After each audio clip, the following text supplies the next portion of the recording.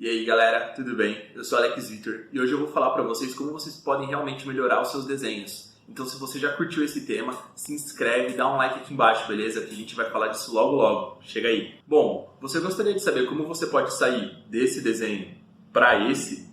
Então, são alguns passos básicos, na verdade, que você tem que prestar muita atenção. Na verdade, são 7 características dos seus desenhos que você tem que prestar atenção. Primeiro, o estilo de desenho que você faz.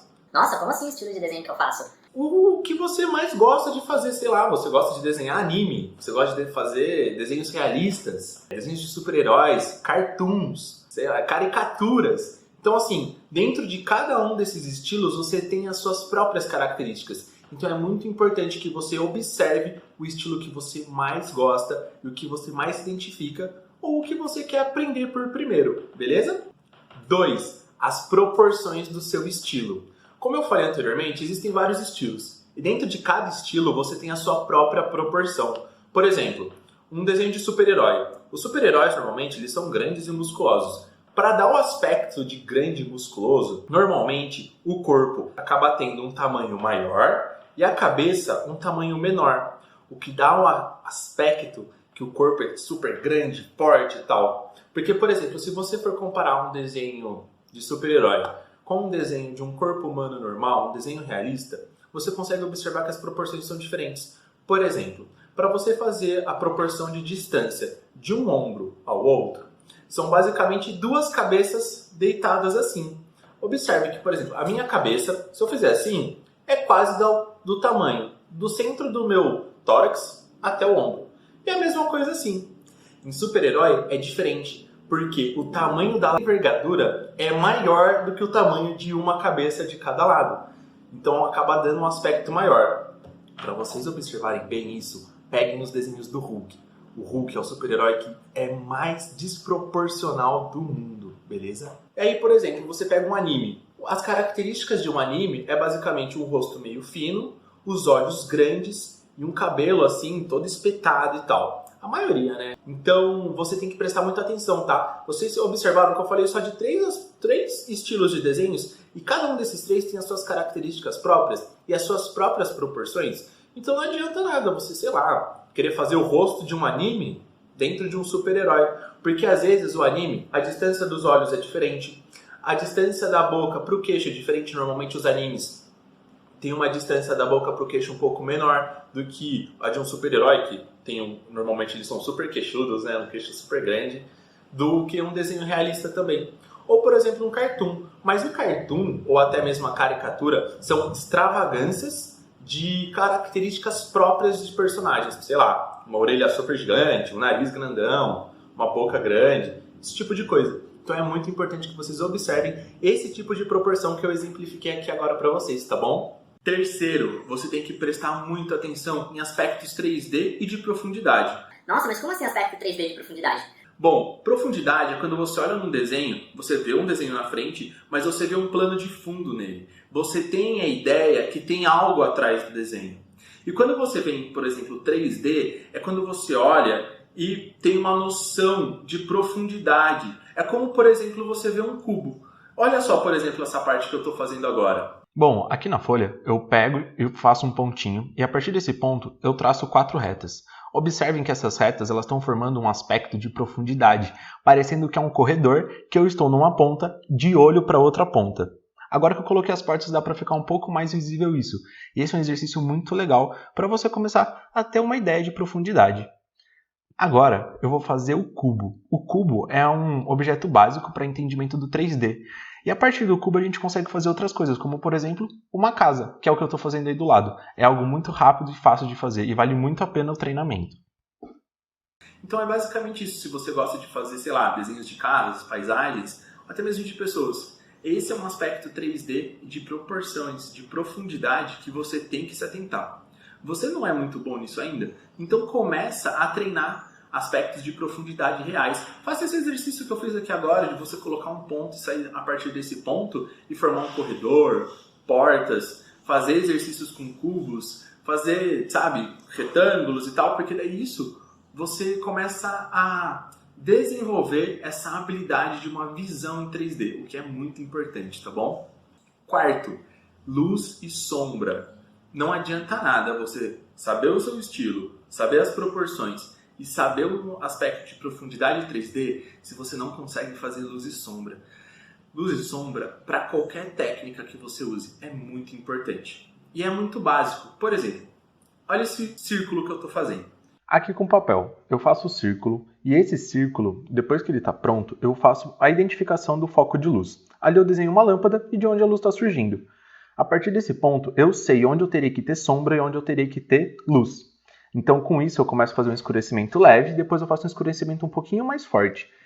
Assim que eu termino de fazer o escurecimento um pouquinho mais forte do círculo, eu passo o dedo para dar uma esfumaçada e dar um aspecto de degradê melhor, o que deixa mais parecido ainda com uma esfera que dá um aspecto de volume. Viram que de um círculo normal passou a ser uma esfera com um aspecto muito melhor? Então, vocês têm que prestar muita atenção, porque, por exemplo, eu gosto de desenhar anime, adoro Naruto, curto desenhar Naruto, pô, legal, mas ainda assim, para você desenhar o Naruto, você precisa saber luz e sombra. Eu gosto de desenho realista, você precisa de luz e sombra. Eu gosto de desenho abstrato, dependendo do desenho abstrato, você também precisa de luz e sombra. Então, presta muita atenção nisso, tá? É bem importante que vocês tenham isso em mente e que vocês foquem nessa parte, tá? Peguem alguns desenhos que vocês olham e que é bem identificável luz e sombra nesse desenho e tente encontrar dentro do desenho que você pegou o foco de luz. Porque o mais importante do luz e sombra é você determinar de onde a luz está saindo, beleza? Quinta característica, as cores. Eu sei que não é todo mundo que curte colorir os seus desenhos. Tem muita gente que gosta de deixar o desenho simplesmente em preto e branco. Mas ainda em desenhos preto e brancos, você precisa de cores. Que é basicamente o preto e o branco. E as variações dessas cores. Então, dentro das cores, o que você tem que prestar muita atenção? Você tem que prestar atenção na tonalidade. Porque dependendo da tonalidade, você consegue ter um aspecto e outro.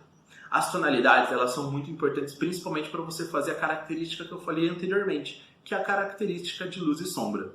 E isso é muito, muito importante, tá bom? Porque, por exemplo, sei lá, eu vou fazer o desenho de um palhaço. A pele do palhaço é branca por causa da maquiagem. Só que algumas partes da cara do palhaço, ela fica um pouco mais escura. Então, em vez de branco, ele é um cinza clarinho, depois um cinza e depois um preto. Isso são tonalidades. E essas tonalidades são muito, muito importantes, tá bom? Fora a tonalidade, você precisa também prestar atenção em degradê. O degradê, ele é muito importante também para fazer essa transição de luz e sombra, o que possibilita um aspecto melhor de profundidade 3D e que você consegue observar a imagem e falar: nossa, parece que eu consigo pegar essa imagem, parece que eu consigo pegar esse desenho.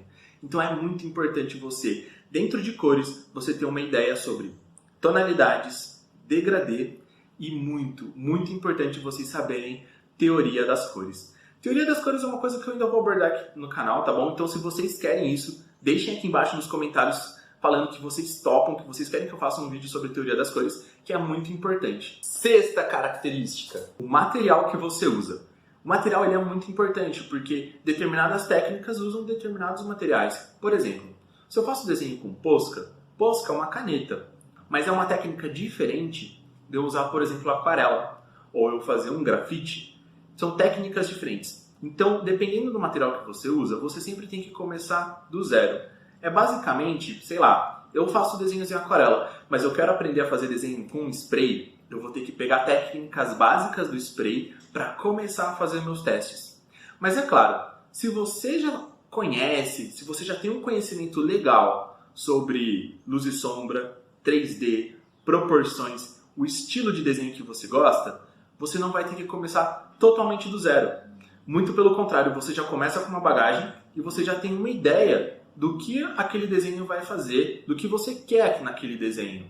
A partir daí, o seu único empecilho vai ser aprender a manusear os novos materiais da nova técnica. E isso, para quem já tem uma experiência com outras técnicas, fica muito e muito mais fácil, beleza? Sétima característica, treinar. É muito importante que você mantenha uma rotina de treino.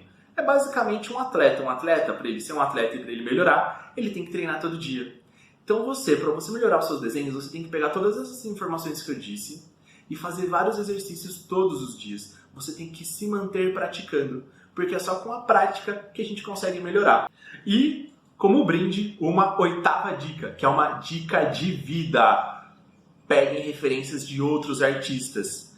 Peguem desenhos de outros artistas e tentem fazer. Ai, nossa, Alex, você quer que eu copie desenho? Sim, copie o desenho, porque através de você observando o desenho de outra pessoa e tentando repassar esse desenho para uma outra folha, você começa a observar minuciosamente as características daquele desenho, onde são os focos de luz, 3D, a proporção, o aspecto de profundidade, as tonalidades de cores que foram usadas, tudo isso. Porque quando a gente começa a prestar muita atenção em um determinado desenho para a gente tentar transcrever esse desenho para uma outra folha, a gente se apega aos detalhes, a gente se apega às nuances dele. E isso é muito bom para o nosso aprendizado. Não tenham medo. A gente precisa de referências mesmo. Não é, eu vou desenhar uma mão, então eu vou desenhar uma mão da minha cabeça. Não. Até hoje, eu tiro foto da minha própria mão para eu conseguir fazer os desenhos que eu gosto. Eu gosto de fazer uns desenhos meio realistas, abstratos, sabe? Eu gosto de misturar as técnicas um pouco. E às vezes, quando eu preciso desenhar uma mão, eu simplesmente pego meu celular, posiciono a mão do jeito que eu quero e tiro uma foto.